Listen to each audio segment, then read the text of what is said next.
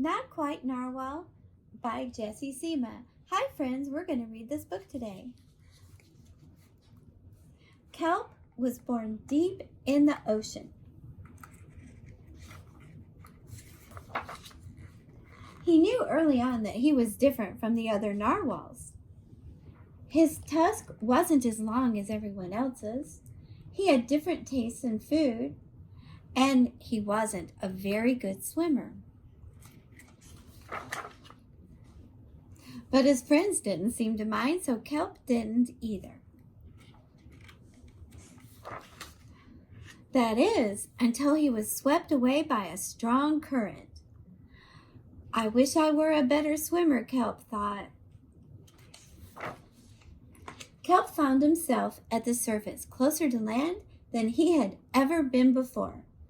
High up on a cliff, he spotted a mysterious, sparkling creature. It looked so familiar. It looked like Kelp. Kelp swam toward land as fast as he could, which wasn't very fast at all, hoping that he could catch up with the creature that looked just like him. When he finally reached the shore, Kelp felt a little bit anxious. He had never left the ocean.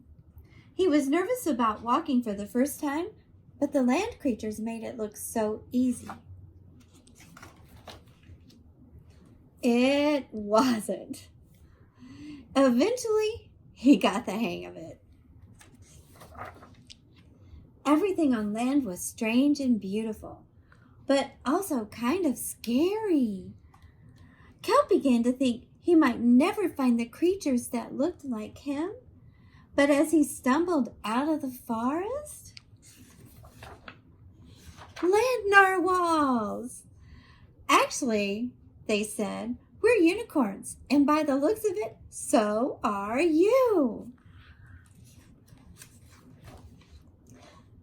Kelp had never heard of unicorns before.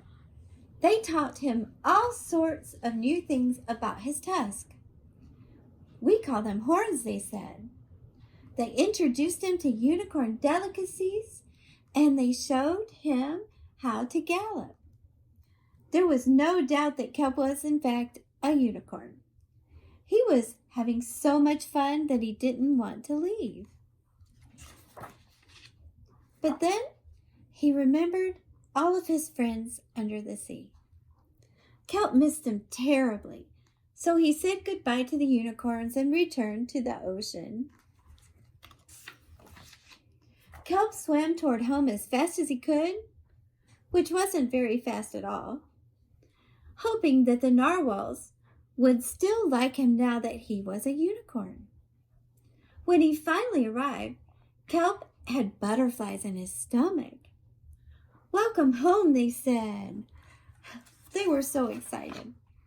Kelp took a deep breath and told his friends the news. He said, it turns out I'm not a narwhal. Of course you aren't, they said. I'm a unicorn, he said. His friends all said, we all knew that. They took it quite well. Kelp was happy to be home, but now that he had experienced life on land with the unicorns, he couldn't seem to forget them. Did he want to be a land narwhal with the unicorns, or a sea unicorn with the narwhals? Kelp couldn't decide.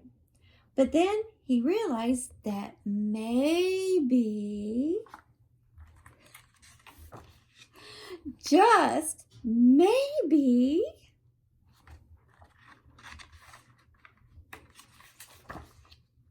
he didn't have to choose.